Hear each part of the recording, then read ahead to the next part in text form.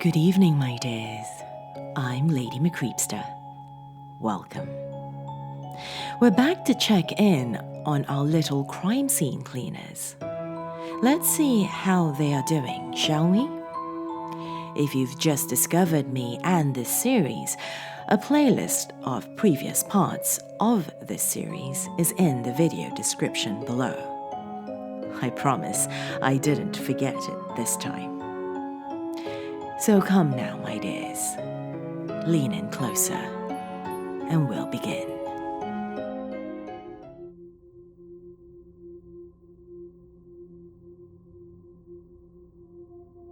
Last night, I had strange nightmares.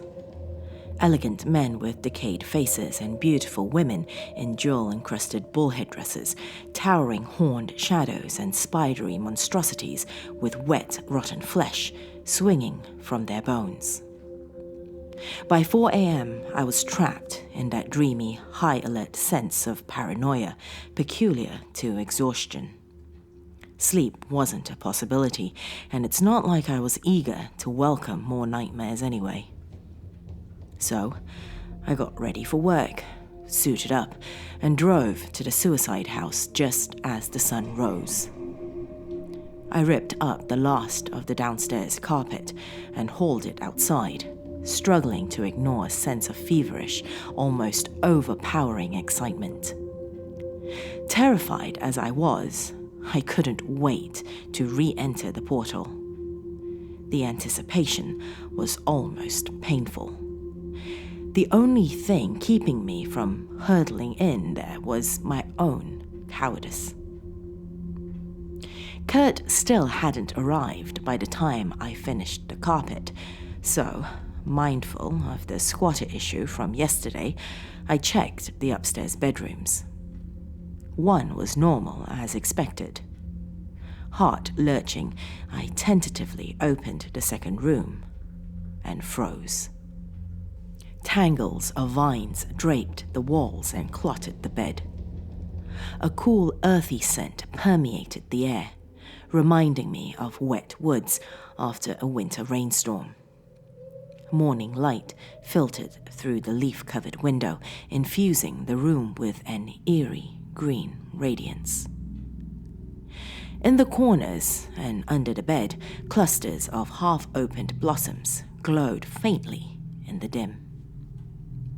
I stepped inside, jumping when something crunched underfoot. A vine had snapped. I kneeled down to have a look. The dark stem burst with leaves, furled blossoms, and long, wicked thorns. Silvery drops of resin seeped from the broken stalk. Carefully avoiding the thorns, lest I tear my suit, I strode to the window. Greenery coated everything, masking all but the faintest hints of furniture. Unbidden, I thought of where the wild things are. That brought to mind the furry, sprout-covered coat I'd seen yesterday. I found it by the bed, covered in a mound of greenery. I gingerly tore vines away, grimacing as clumps of filth-caked fur came up too. Pretty soon, the coat was in tatters. The vines had wormed through and separated it to the point of ruin, and before long, I found myself holding patches of fur and tanned, brittle hide. I pulled up the last few pieces, working it free of the stems and thorns, when something shifted. It rolled under the vines, rustling the leaves and flowers as it went. I reached for it. I was so short, my fingertips barely grazed the hard, rounded surface. With a careful, calculated strain, I hooked it with my thumb and pulled it out for inspection. It was a skull. Brown and uncomfortably soft, with a massive snout and no eye sockets. Disgust and panic subsumed me. Before I could think, I tossed it into the corner and stood. It took all my willpower to leave the room slowly. The only thing keeping me in check was the certainty that the thorns would shred my suit if I wasn't careful. Fighting off a shudder, I finally exited and decided to check the taxidermy room. I pushed the door open, half expecting a pile of thorny plants to tumble out. The window here faced away from the sun, leaving everything shrouded in shadow. Even in the darkness, something felt terribly wrong. I studied the room for several tense moments before it hit me. The taxidermy animals. Yesterday and the day before, they'd been neatly arranged against the north side of the room. Now, they stood around the portal, facing the door. The five-eyed humanoid with the wide mouth took pride of place, positioned directly before the painting. The long-haired figure had returned to the frame. It rested on its haunches, poised like a sprinter about to take off. I slammed the door and ran downstairs, struggling not to hyperventilate. Salt crunched unpleasantly under my feet. The way the house trapped the thick, syrupy morning light reminded me of my nightmares, all shades of orange and gold and red. I ran outside. The door clattered loudly behind me. Across the street, a blonde neighbor lady stopped and stared. I avoided eye contact and pretended to busy myself with the equipment in the van. My hands shook as I struggled to calm myself. It was 7:30. Kurt would be here any minute. He'd sort shit out, one way or the other. Just a few more minutes and... "Excuse me?" I whirled around. The neighbor woman reared back nervously. "I'm so sorry to bother you. I just got back into town." Her gaze drifted curiously over my shoulder, then snapped back to me when she noticed me watching. "I was wondering, with the suit and whatnot, is everything okay?" I shrugged and gave her the party line. "I'm with a cleaning company, ma'am. I don't know anything about the situation." "Oh." Her tone turned mildly aggressive. "It's just that I spoke with my neighbor about a week ago. I just thought he would have mentioned a cleaning company." She looked my hazmat suit up and down with a tight, meaningful smile. "Especially a serious one like yours." A week. Kurt said the occupant had been dead for almost a month before anyone found her, but this lady had spoken to her a week ago? And what was this about a male neighbor? "Ma'am, I'm sorry, I'm just an employee. I can show you my credentials, give you my boss's number, but..." She backed off immediately. No, it's fine, no worries. Just a little concerned. We're tight-knit here." I waited until she crossed the street, then called Kurt. He didn't answer. Maybe he was driving, and he only lived 15, maybe 20 minutes away. He'd arrive any second. Half an hour passed before I gave up and went to his house. When I got there, both his vehicles were in the driveway. He didn't answer the door, so I tried the knob. Locked, of course. "Kurt?"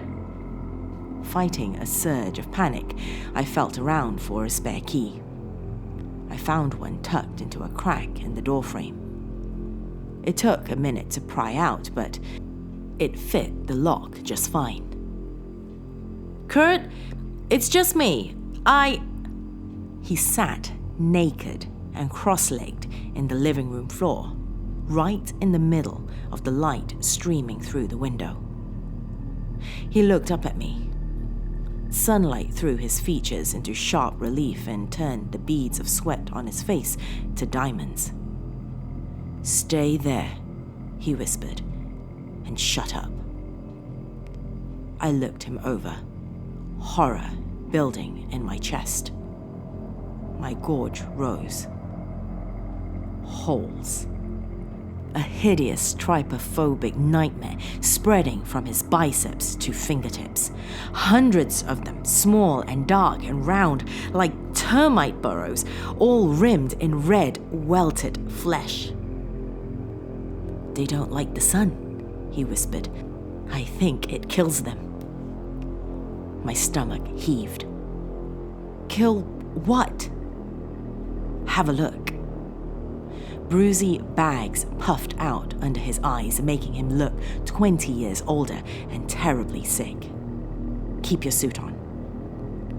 I knelt beside him and forced myself to look. Sunlight bounced off the bottom of the holes, revealing soft, glistening white flesh. At first, I thought they were deep boils. Then I noticed they were quivering. Finally, I saw the eyes. Tiny and fish-like, flitting wildly to and fro. I emitted a low whine that made me want to shoot myself. "Don't," his voice broke. "Look, some are already dead." He rolled one of his wrists, and sure enough, a few of the holes had bubbled over with jelly. 2 of those goldfish eyes were suspended in the murk, glinting like tiny coins. I tried to call 911, but Kurt threatened to attack and infect me. The thing is, he's 4 times my size. He'd have no trouble hurting me in the short interval between the phone call and the ambulance's arrival. I'm pretty tough, but the thought of those holes, of those quivering jelly worms burrowing in my skin, no. I'd let him die before letting him pass those to me. He asked me to sit with him, and I obliged. Every once in a while, I'd hear a small pop. Then he'd gasp as a geyser of translucent ichor bubbled out of the holes. After a while, that viscous gel covered his arms, shining with an iridescence that made my stomach churn. Eyes swam in the gunk, slowly dripping onto the carpet. "You caught them inside the painting?"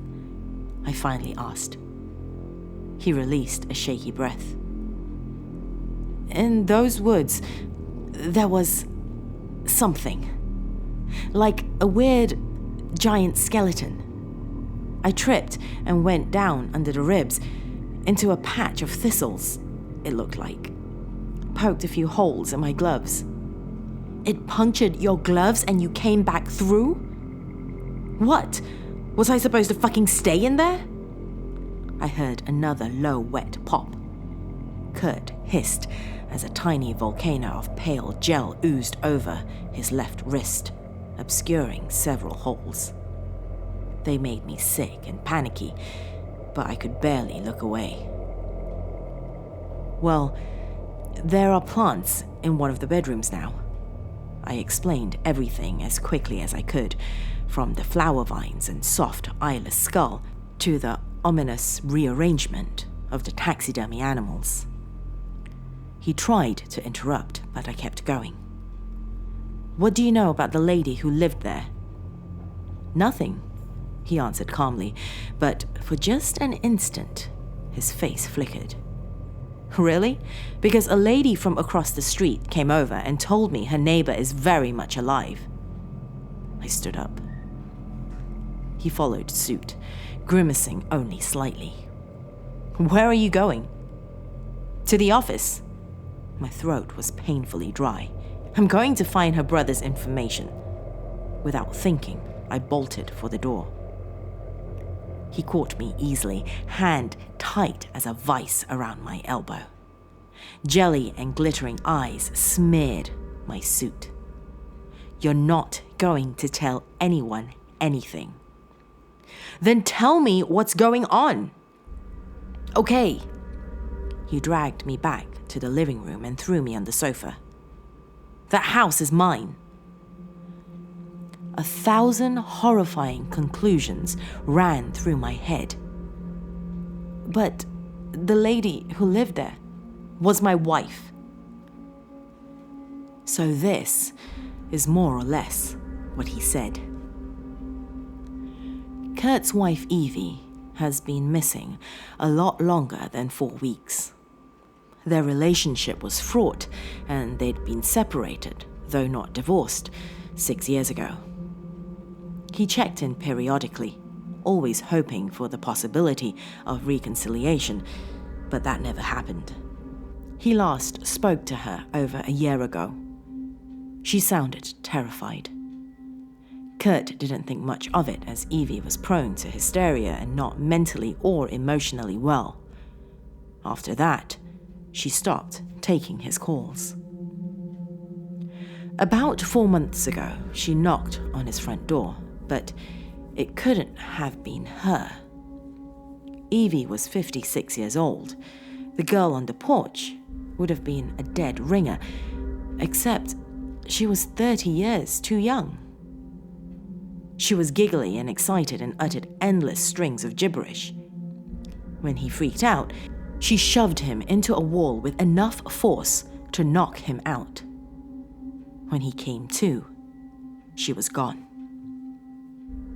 And, as he shortly found out, so was Evie's house. Now, a house was always on the property, but it was never the right house. Every day, Kurt saw a different structure and a different occupant. He saw everything from tacky Tudor-style condos to low-slung sprawlers to wood cottages and once a turreted blue monstrosity. But finally, just a couple of weeks ago, the house reverted to the neat little 2-story he'd bought for her after their separation. He broke in and immediately reared back, gagging from the overpowering stench. He found her sprawled in the living room, her liquefying corpse slowly bonding into the carpet. When he checked the house afterward, even going so far as to use a ladder to peer into the upstairs windows, he found nothing strange. Certainly no taxidermy monstrosities or trans-dimensional portals. The house hasn't changed since, but the weird specimens and awful painting appeared recently. He's afraid this means the house is about to disappear again.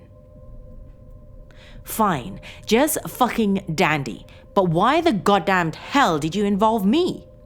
I snarled. I couldn't go in there after seeing her like that, he answered quietly. I sensed deception here. Maybe an omission, maybe an outright lie. I couldn't tell, and didn't have the presence of mind to pin him down on it. Instead, I angrily blurted, "Why did you tell me she worked for the circus?" She did. The house is the circus. So, I don't know if you know this, but circus has a definition other than the clowns and elephants variety. A circus is a sort of open public space where several avenues converge. Circuses had been the crux of his last phone conversation with Evie. He sobbed that she was tired of the circus, that the circus wanted too much, that she no longer knew what to do with the circus. So, what's the goal here? I made my voice deliberately callous. You own the house, why don't you just burn it all down? Because, he cut off hissing. A series of unwholesome pops filled the room. Fluid erupted from a dozen holes in his arms. He grimaced. Because that girl, whatever she was, wasn't my wife. She was too young. I think Evie might be alive. In the painting. Through the portal, he corrected. He spread his arms. A rain of jelly pattered to the floor. I didn't want to involve you, but I can't do this alone. Sure you can, I thought bitterly, but I didn't say it. Because you know what? I can't get the idea of the circus out of my head. An untold number of avenues from different dimensions and realities converging on a single, unremarkable spot in the West Coast's grossest mid-sized city? in that bitterly cold, beautiful world of luminescent moonflowers and trees draped in breathtakingly intricate nets of moss. And the labyrinth, of course, that dark labyrinth with a black pyramid at its center. I will never have a chance like this again, never in my life. Okay, I said, what do you want me to do? Lay in the yard for a while, in the sun, just in case these things are on your suit. Then go home. I'll call you when the infestation's dead. I did as he said, lingering in his yard till sunset. I checked on him one more time, still stretched on his living room carpet, squeezing fluid from those sickening holes, and went home. I've been waiting for him to call ever since. I hope his infestation's done. I know I have a lot of other things to worry about, but I can't stop thinking about those holes in Kurt's skin. It's great that sunlight kills them, but I'm scared of what will happen in the dark.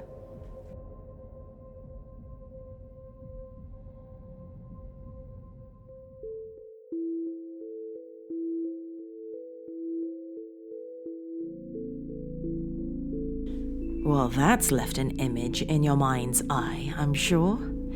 Can you feel those bugs on your skin, burrowing into it right now? If you enjoyed this tale, do remember to give this video a like and leave a comment. If you've just found me, welcome, my lovely, to our dark little family.